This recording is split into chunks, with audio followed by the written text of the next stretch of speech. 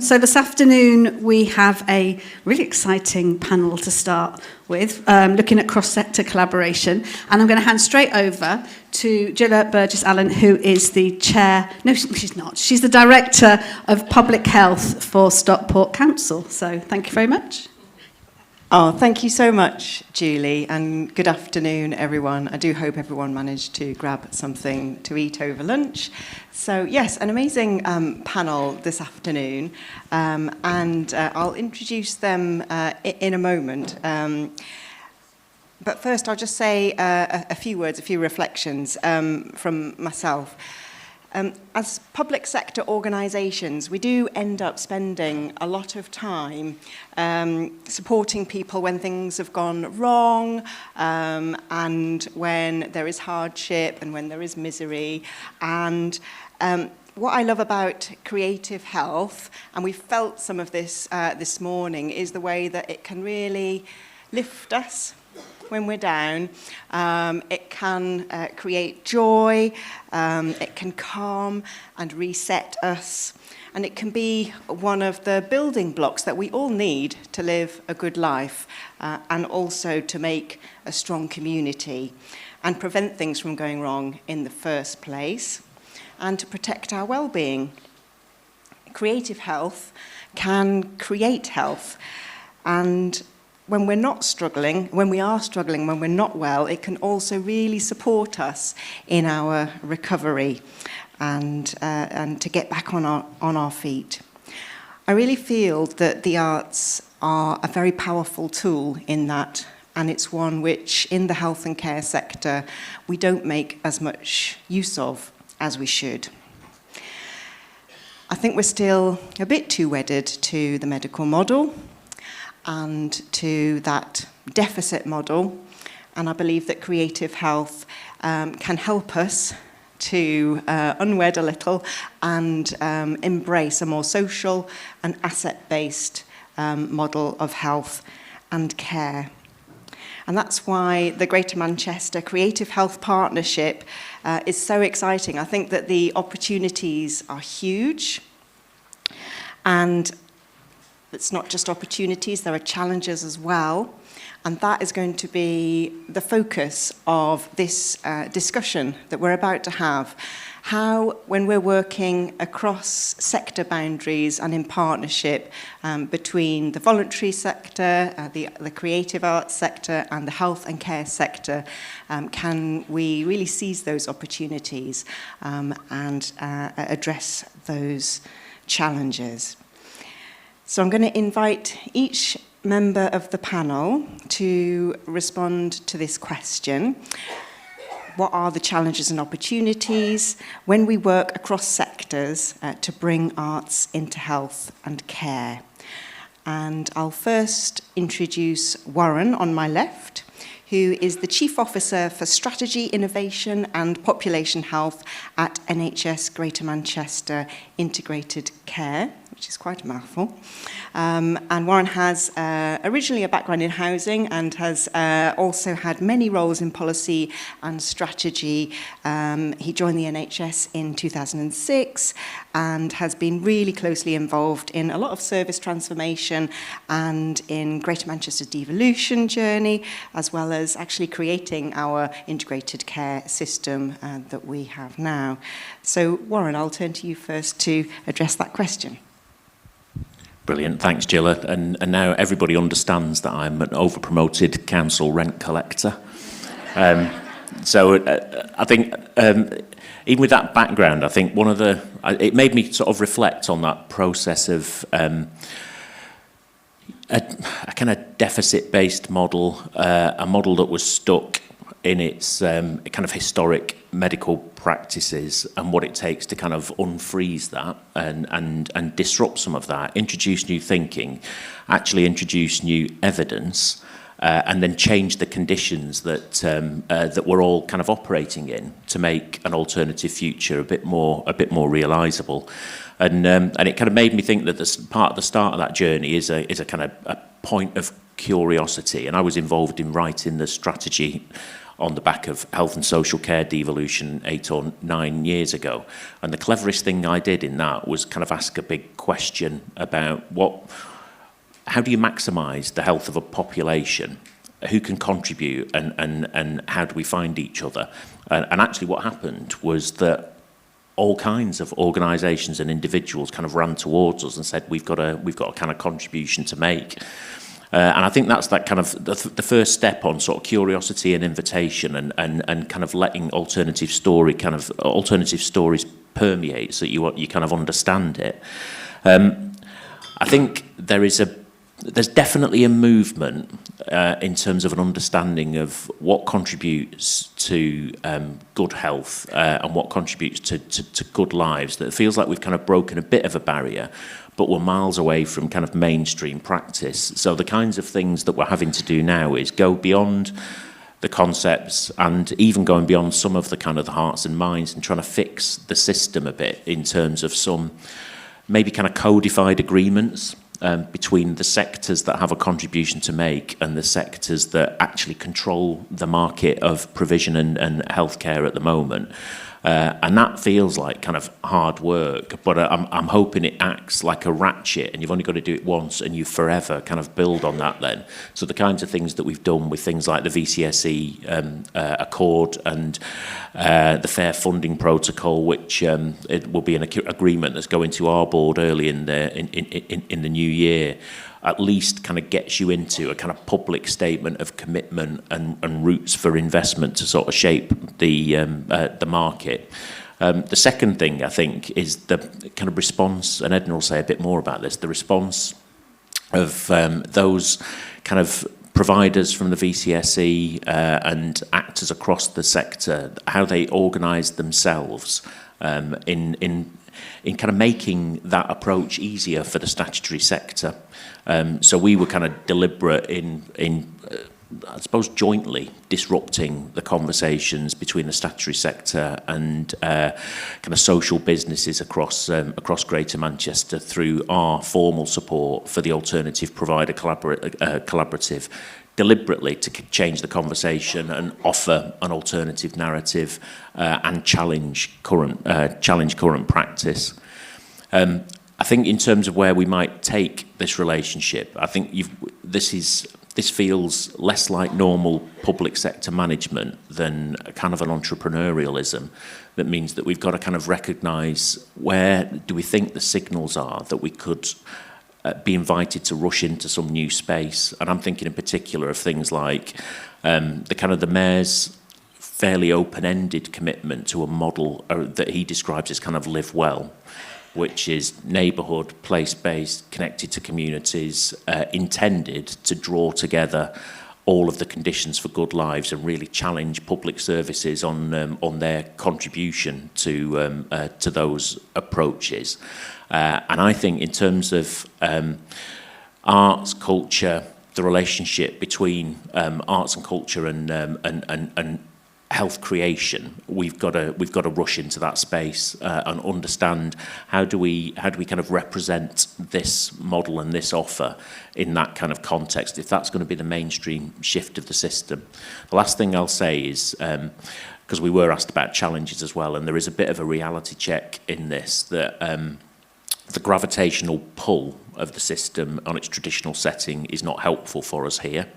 And it may well start pulling back, and we'll see a divergence between the rhetoric that I'll be responsible for and the reality that is whether I'm successful or not in moving the system and its resources into different spaces. So that's the bit that you might need to hold me to account for over the next few years, I think. Oh, sorry. Thank you, Warren. And I'm going to just introduce Edna Robinson now, who is the Executive Chair of the Greater Manchester Alternative Provider Collaborative, and who has in the past been the chair of Liverpool Women's NHS Foundation Trust, also the founder of NHS Networks, and has a long-standing career focusing on health inequity. Edna also chairs the People's Powerhouse for the North and is chair of the Big Life Group. And I'll pass the mic over to you now, Edna, to answer the question. Thanks. Great to see all of you. I think that for me, the question was around partnership and understanding, and for me, it's always been about the power dynamics in the system. And it's okay for us all to be in the room, and it's okay for us all to be around the table. However, we have to understand where the control sits, which is different from representation or membership. It is about controls. And the NHS has its own traditional description of itself. The public have a very affectionate connection with a very traditional model and ways of accessing and using the NHS. And consequently, the NHS workforce grows up in that image also.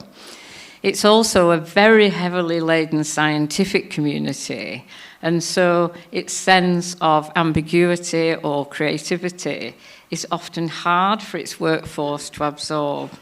Now, knowing all of that, that's kind of okay, but we have got to work even harder to recognise that it isn't a level playing field. So the power is already sitting in a place. It isn't on the move. And we've seen in many of the professions recently the arguments about the diversifying of the workforce into doing different things, and there's outcries from various professions about wanting to pull things back into the status quo. So what we have to do here in this room and rooms like this is really organise ourselves so that when we do get in there, we actually have a very clear offer that we want to make, that we've got the right information about what works and what doesn't work, and then we've got a really strong and deep sense of humanity. And the presentation first thing this morning was so powerful in its wordlessness. It was so powerful in its sense of the connecting, of the strengths, of two people connecting together, one supporting the other, one a protagonist, one a weakness.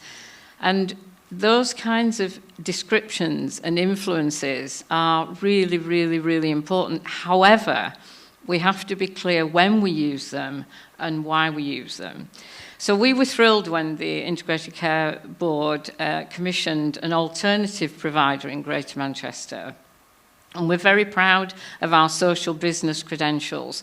All the not-for-profit providers across Greater Manchester who want to grow their market share, want to grow their influence, are coming in to join us.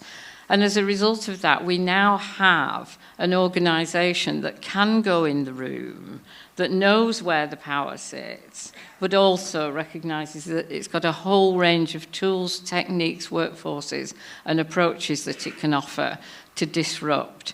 And we will have to disrupt because the power does sit somewhere else. So this is not just a sudden wake-up where people go, oh yes, we'll move the money, we'll bring in a different workforce, we'll adopt a range of different approaches. And we will hear that language, and that's my final point. Beware of the emperor's new clothes, because we will hear the right things being said. We will, in small scale, see the right things happening. But actually, if we want a fundamental shift, and we hear the words asset-based, investing in people's strengths, working with people earlier on in terms of interventions and services, if those things are to really happen at scale, we have to organise. Thanks. Thanks so much, Edna. Okay, I'm now going to introduce Hannah Flint, who is the Development Manager at START, a charity established in Salford over 30 years ago to deliver mental health recovery and interventions using creativity and connection. Hannah. Thank you, Edna. I'd just like to say that was brilliant. So I'm here really to represent one of the voluntary sector organisations that is working in these kind of collaborative partnerships. Start in Salford was established 30 years ago, and its core values was around creativity, the arts, and the impact on mental health. So our founder had her car, had art materials in her boot and used to drive around to people's houses who weren't well and would use arts and creativity to help improve their well-being. We've come on a really long journey since then, so I think a little bit of what's useful today is what some of the challenge and the opportunity that we've experienced. The challenge for us as we grew, and we were really proud that we became one of the first organisations, I know there's ARC as well here today, to be delivering arts on prescription. So it was that integrating in with primary care and being a pathway for people to access creativity and connection with others through finding new skills and developing something creative and human, exactly that very human essence of being creative. That became quite hard to sustain with just funding grants and short-term projects, and so we broadened and diversified and integrated into mental health systems.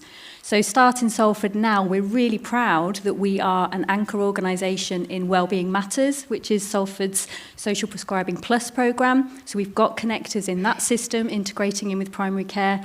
We're also part of Living Well Salford, which is now across Greater Manchester. And again, we're in that system. We're collaborating with the NHS, Greater Manchester Mental Health Trust. And there are challenges and there are opportunities in that. So our story is that we are surviving by adapting, and that is what the voluntary sector is really good at. We are dynamic, we are responsive. The challenge is sustainability. There's challenge around, I don't know how detailed we want to get into the challenges, but we can talk contracts, we can talk uplifts, we can talk national insurance contributions in the new budget. There's a lot of challenges that threaten the assumption that there will always be a voluntary sector to refer to.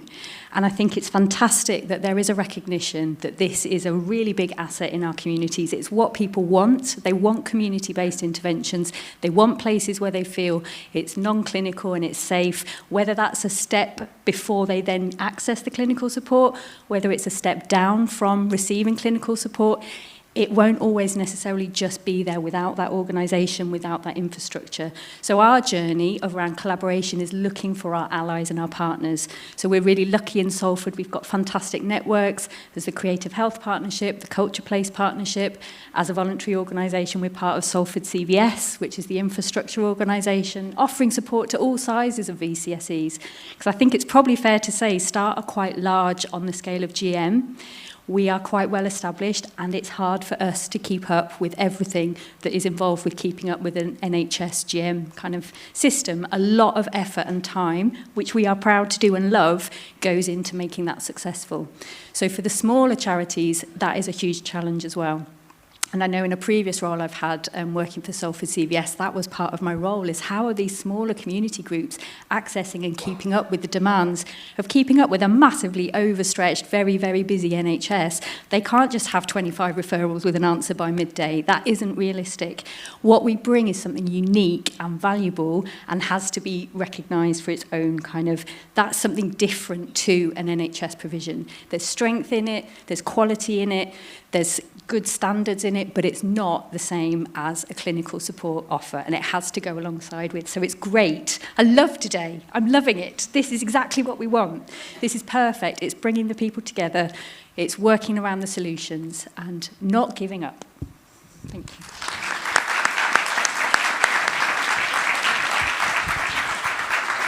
Thanks so much, Hannah. Okay, I'm going to hand over next to Professor Sandeep Ranoti, who is the Clinical Director for Mental Health at NHS Greater Manchester, and also a practicing paediatric psychiatrist, an expert in the fields of young people's eating disorders and mental health, and also a trustee for Castlefield Art Gallery. Sandeep. Thank you. Oh my God, how do you follow that? Hi, everybody. Yes, I think I'm most proud to be here, though, also as a parent of 3 boys who grew up in Greater Manchester and being a citizen of Greater Manchester. So I think for me, it's both professional and personal, and it's so wonderful to be here. Thank you to Julie. I just want to say, on walking into this building earlier today, my well-being instantly improved. And I had a pretty shitty morning. So just NHS shitty morning. Not, yeah. So there's your evidence base, is kind of what I'm talking about. And there's an importance in that. Warren called me an internal disruptor before, and I really like that, Warren. I'm going to use that at home. I have got a slide. This was my internal disruption. I do have a slide. I never usually have a slide. Have you got it? Anyway, it's a visual. Prizes for people who can recognise it's slightly hazy and pixelated, but never mind. Anyway, the reason will become apparent why I have that visual for you to just absorb as everybody speaks, really. It's a Jackson Pollock piece. We're often criticised in the NHS. I'm feeling a bit criticised at the moment. No, I'm not. I'm joking. Rightly so. And the public sector, for that matter, health and care, for the one constant in the health and care public sector is change. I'm going to challenge that a bit, because this visual I have used for over a decade as a descriptor of what it feels like to be in the health and care system, but particularly in our mental health system. So actually, I'm still using it now to describe our system. But I think for all of us, and for our children, and for our grandparents and parents, there's been huge change happening in our world around us that we cannot ignore, that has a lot to do with both our challenges and opportunities now. So if you look at the Pollock piece, it's messy, it's complicated, it's hard to navigate. For some people, it doesn't feel like art, but actually, the more you look at it, you see the colour, the energy, the vibrancy, the creativity, the expertise. And this piece is called Blue Poles. I like to call it the guiding poles. And I think leaders like this, from across all sectors, are those guiding poles now. So I think we have an opportunity in a way that we've never had before. I certainly, from the NHS, have never had an opportunity to sit with panels like this and to actually have those conversations in a connected way about the future of pathways, services, provision for everyone in a different way. So I think we have got an opportunity. Pollock was a disruptor. He changed the way he painted from the traditional way of easel and palette to being inside his paintings, tying a bucket around his waist and the drip technique, and just kind of dripping the paint everywhere. And that was Native American technique of painting. We need to be those leaders, not leading from above or within, but leading together from inside our communities, because it's the communities we serve that are really, really crucial and important. So that's one really important thing. I talk about the 5 C's as being the challenges we've all faced. Conflict. And these are all geopolitical, but they're really important, speaking to some of your points. Conflict, COVID, let's not forget what happened. The climate crisis, the cost of living crisis, talking to some of your points, and cyberspace. And by that I mean that is our new world, particularly for the next generation. The single biggest sociocultural change in the last 50 years has been social media. Those 5 C's are actually what increases our risk of ill health, but particularly mental health. And it's mental health that is our pandemic after the pandemic. That is what we are dealing with. The cost of mental health in the UK alone, £300 billion. Twice, I think, the NHS budget, Warren. Twice the NHS budget. We can't do this from within the NHS. So let's forget that. We need radical change, as Edna, you've been talking about. A different cultural approach. So Julie, let's start this disruption, the culture of disruption, yeah? And we're looking at you. I'm very proud to have been invited to be the clinical sponsor for the Creative Arts strategy. We need to do this differently, and we can only do it if we do it together. So I talk about the 6th C being the new vitamin C, creativity. We already know creativity improves mental health and long-term conditions. We now know it reduces your blood pressure, it reduces your cortisol levels. We see brain changes already. We've got the research starting there that talks about prefrontal cortex and amygdala, and we see changes, and they are important emotional regulation centers in our brain for adaptive responses to emotion. So let's give them the science by working together. And for me, one of the challenges and the opportunities is let's strengthen that evidence base by giving the science behind it, and it's neurasthenics. That is the new kind of opportunity we have together. This isn't going to go away. We have a duty to our citizens and our young people and young adults to make this a better future for them. And I think we can do it, but we have to do it together. So the prescription is take collaboratively every day. Thank you. Thanks, Sandy. I love that prescription. And finally, I'm going to hand over to Jen, who is the Director for Combined Arts at the Arts Council, and has a career in the Combined Arts, including the Manchester International Festival, and has worked with a number of universities and was the Innovation Manager for the NHS as well. So, Jen, finally, would you like to answer the question? Thank you. A huge act to following this panel, but also from Sandeep's incredible words. But it's a really, really, really great privilege to be here to talk to you, and as you said, actually to sit on this panel and have this opportunity to talk about how we work together. The Arts Council is the national development agency for creativity and culture, and we invest government funding and national lottery funding into arts organisations, into libraries and into museums up and down the country. And our strategy has three key outcomes, our strategy to 2030. The first is that creative people, everybody has an opportunity to exercise their creativity and for their own creativity to flourish.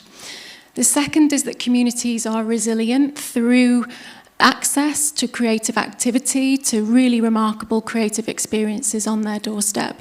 And the third is that we're a creative and cultural country, so that we're developing the partnerships to really push creativity and culture forward, and really develop these kind of partnerships that can accelerate the impact that creativity and culture can have in other sectors.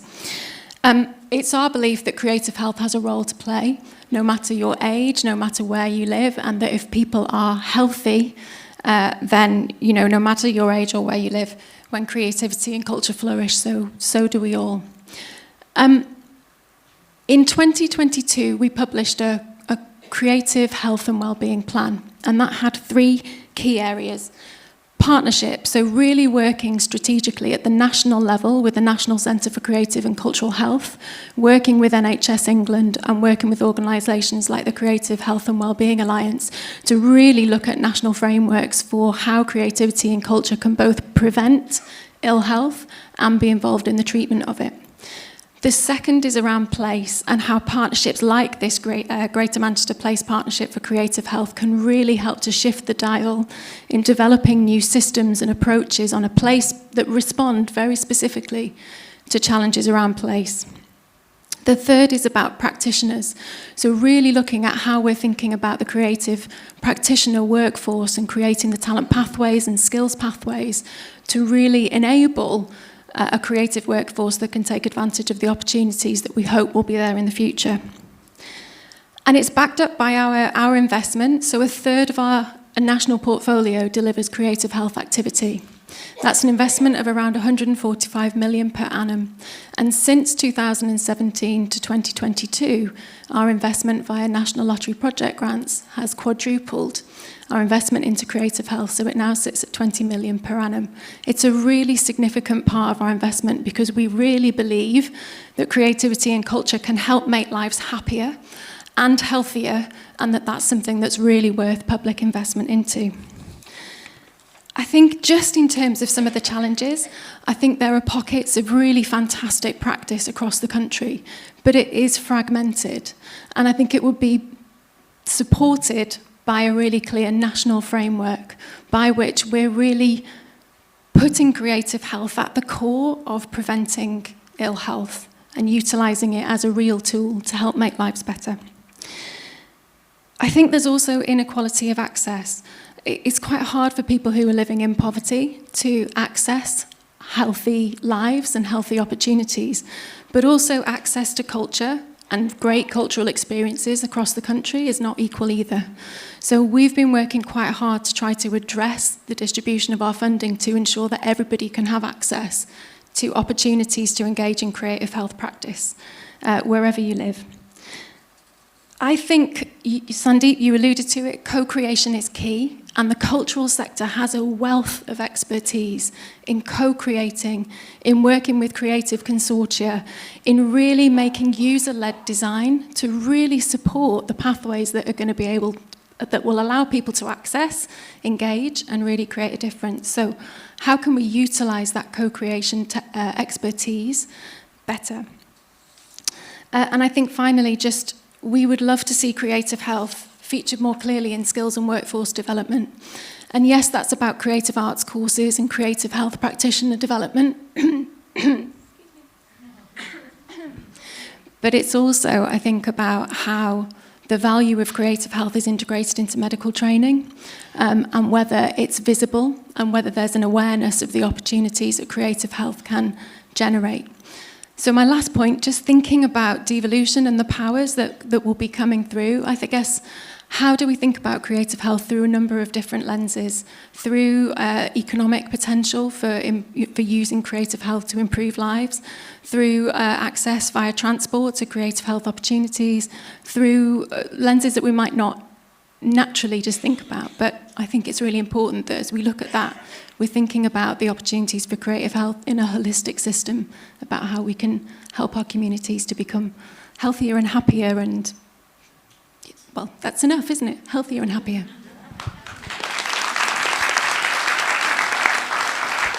Thank you, Jen, and thank you to all the panel members. It's now an opportunity for you guys in the audience to ask the panel any questions that you have. We have, how long do we have? 10 minutes? 15 minutes even. So, gentleman on the front row was quite quick to put his hand up. We do have a roving mic. Thank you very much. Giles Wilmore, Manchester Camerata. Firstly, I love the new vitamin C being creativity, and I see Jackson Pollock in a whole new light now, so thank you for that. I love the passion and energy and commitment you've all shown as senior leaders across different sectors for creative health agenda. I guess I come right back to the start when Warren talked about the gravitational pull and the pressures in the system. I speak as somebody whose organisation is fortunate enough to benefit from NHS, GMCA and Arts Council funding, but I know many voluntary sector organisations aren't. And I guess for me, the holy grail is getting to a point where voluntary sector organisations are routinely commissioned to provide creative health services. And despite the best intentions of all you good people, my fear is that a system under pressure post-COVID, short-staffed, underfunded, etc., the gravitational pull will mean that we're always at the end of the queue. And I wonder whether the solution is the NHS, the GMCA, the public service system being brave enough to commit to some kind of incremental target quota around proportions of funding, even tiny percentages that get incrementally increased year on year to allow stability, certainty and continuity for voluntary sector partners to provide those services without worrying year on year about grant funding, at the same time as hopefully not destabilising existing health and care services. And in doing so, whether then looking at Jen, whether organisations like the Arts Council and other national funding bodies would then chip into that pot and contribute, because I think we're all overwhelmed by the multiplicity of pots we have to bid against, the process of bidding, and the fact that this is always non-recurrent funding. Much as we're incredibly grateful when we get it, it's not a sustainable model. Thank you. Great question. Edna first, and then... Thanks. I think those are all really powerful points. And as we've said, it's tricky, isn't it, to move the dial. So the start of the movement has to be the people who are currently making the macro decisions about whether there is to be a strategic shift in investment. And we have seen ICBs around the country making that statement and that commitment to a percentage move into the sector. It's then the responsibility of the sector also to demonstrate its effectiveness. And it's not a nice to have, but it's an absolutely essential. And so that's where we're in a really strong position, because the evidence is that we are more effective. And the assumption is that many of the current providers, because they're the only show in town, are the best in class. But the evidence is that many of the approaches, as we've heard from Sandeep about the challenges, and to be honestly, just the empathy and connectivity with customers and the public has moved, and we do want an empathetic and less paternalistic system than we've had, and maybe my parents' generation and my generation wanting that slight distance from ourselves and the curative system. I don't think that is the case any longer.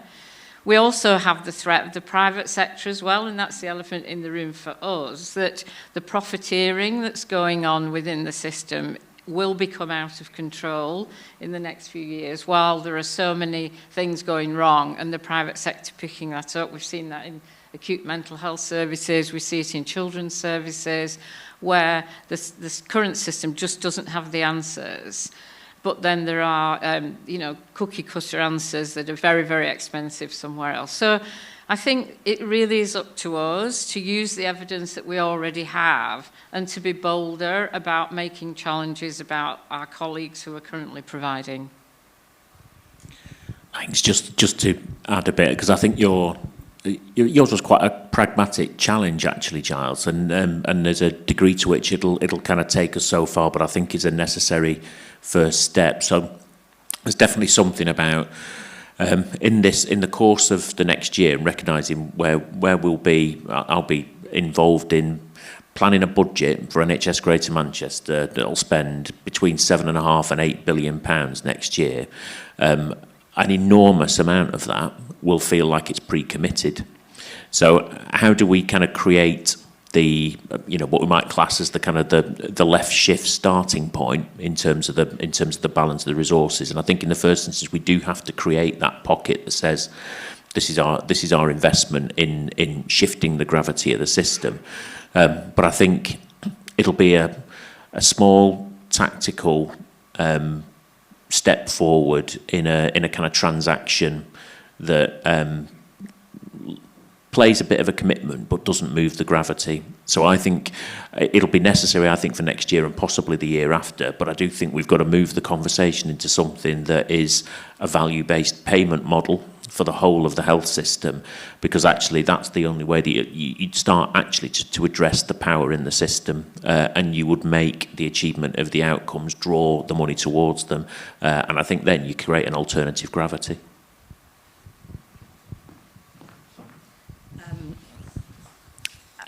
Brilliant. Warren, of course, holds the key, Giles. So I'm just going to say that, Warren.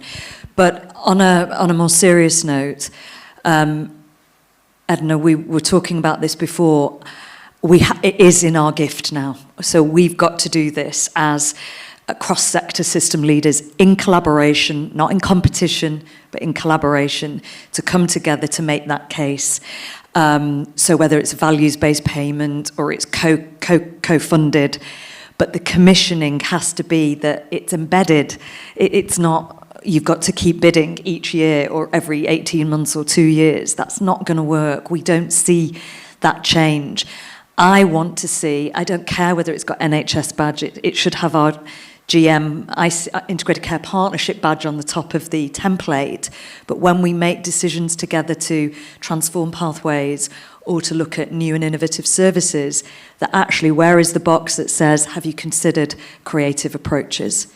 That should be part of the norm, the biological, psychological, social, creative, or social creative. That's what we can move to that.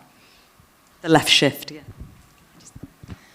Thank you. And then I think one of the things that we can maybe help with is where we join up those pockets of where those innovations are being made. How do we join that up and share that knowledge across all of the different kind of mayoral combined authorities in England, for example? And one of the things that is being funded sort of through through the kind of work that Julie has been doing, is a post which will sit, a creative health post which will work across the mayoral combined authorities to really share information, pockets of good practice, ideas, and I think in doing that, hopefully we'll be able to kind of shift the dial on the national conversation as well. We're doing a lot on one question, sorry.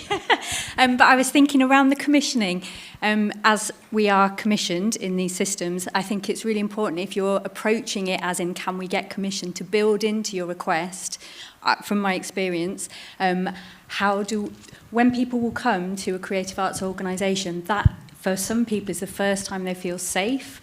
It's the first time they actually start to experience or reflect on or express what they've been through, and then sometimes more complex things appear than perhaps was referred in. So I would build into your conversations, how do we come back to you when we want extra support? I think that's a really important part of the partnership, and for the voluntary sector to feel equally valued as part of that system, so that people can flow in and flow out and get step up, step down, and that is the whole idea, isn't it? So make sure you're putting that into your conversations, and when it's actually not our specialism because something emerges, because this person is now on their journey of recovering and more is coming out, how do we get the support back in from that system is really important too. Thanks, Hannah. Such an important point. Okay, let's take another question from the audience. I can see a gentleman in the middle at the top there. You've already got the mic. Thank you. Really great conversation, so thank you so far. I just want to throw into the mix the government's policy around neighbourhood health service. That's something that's not been directly mentioned today. So in that context, and asset-based working, in its truest sense, how do we shift the dial, if you want to use that term, from talking from an institutional perspective to actually a community-led level? And actually, how do we shift the authority in terms of the voice towards the community? Interested to just get your thoughts on that. Thank you. Who wants to have a go at that one?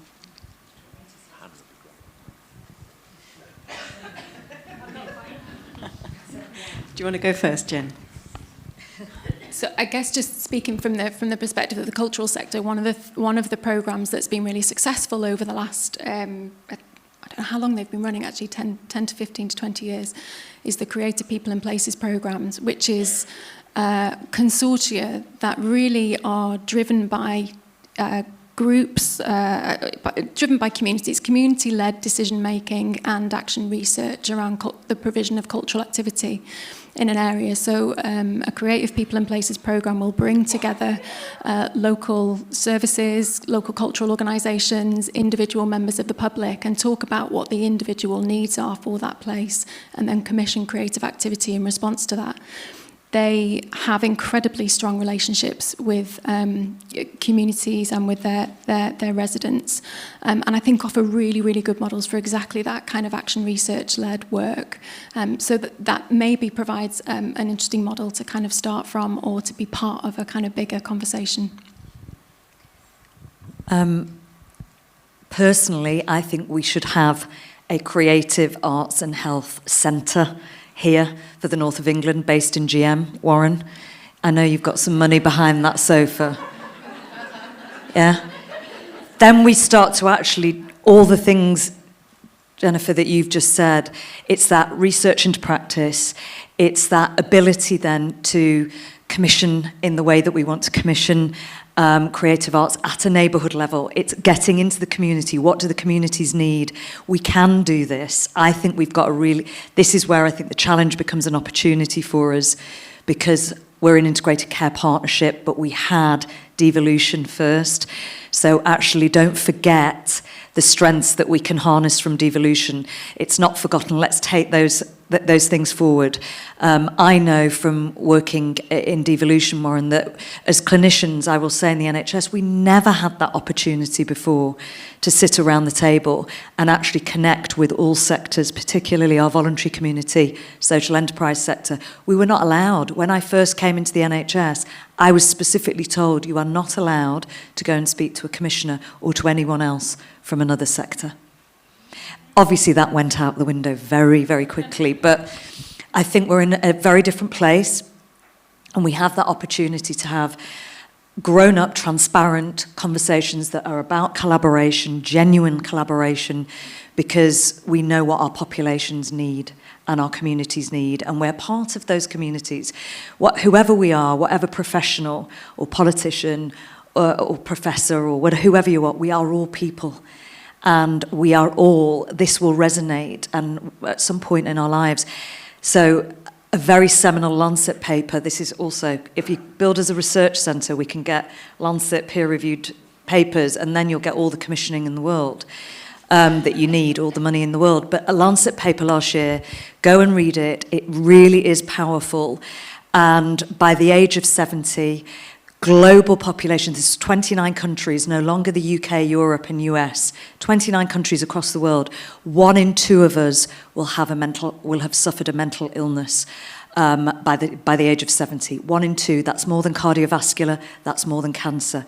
We have to do this.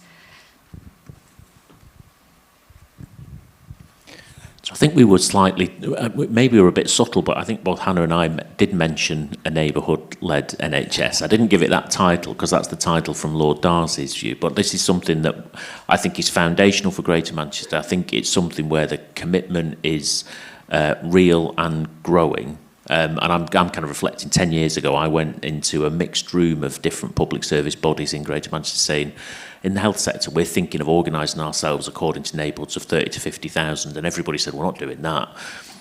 But actually, people are doing that, and if you hear, not so much a neighbourhood-led NHS, which is the Darcy phrase, but if you hear Live Well, that's the kind of the tag that the mayor's given to it, that I think has some momentum. It'll be the kind of the pull towards understanding, organising, and I think distributing resource and being the point where that kind of power shift can happen. So I think what we're kind of keen to do is kind of flip the way that we see the health system for it to be genuinely neighbourhood led, and we start by thinking of that because it feels more logical actually. That's the point at where 80-odd% of the population receive 80-odd% of their care for 80-odd% of their lives. So why on earth you wouldn't start there?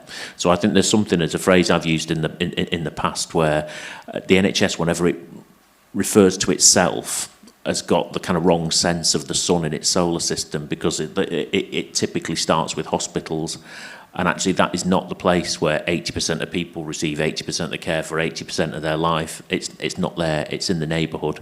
So I think there's a bit of a shift here, but I think it's time to push now. Thank you. So we have more or less run out of time. However, I think we can squeeze in one final concise question, if that's okay. No pressure. Thank you, Warren. That was the point I was going to make about Live Well being more focused on communities in place. So I suppose the question is, shouldn't we consider the role of communities and residents in place as a creative activity? Because there's a risk, I think, of people seeing it as a cultural export or import into the community rather than the everyday activity of inventing activities and bringing people along and building relationships. And so I wanted to pick up on the asset-based point before, because I think there's, the community is where a lot of this mental health and support and collaboration needs to happen. But if we think about creativity as not something that the community do when they're getting things together and making things happen for themselves, then I think we might frame the project the wrong way, and it won't connect well with Live Well. Okay, I think that's probably a good note to finish, actually, unless anyone wants to make any final reflections, but I'm keen that we don't run over. So thanks again to everyone on the panel. It's been, I think, a really stimulating discussion, and thanks to you for your participation and for your questions.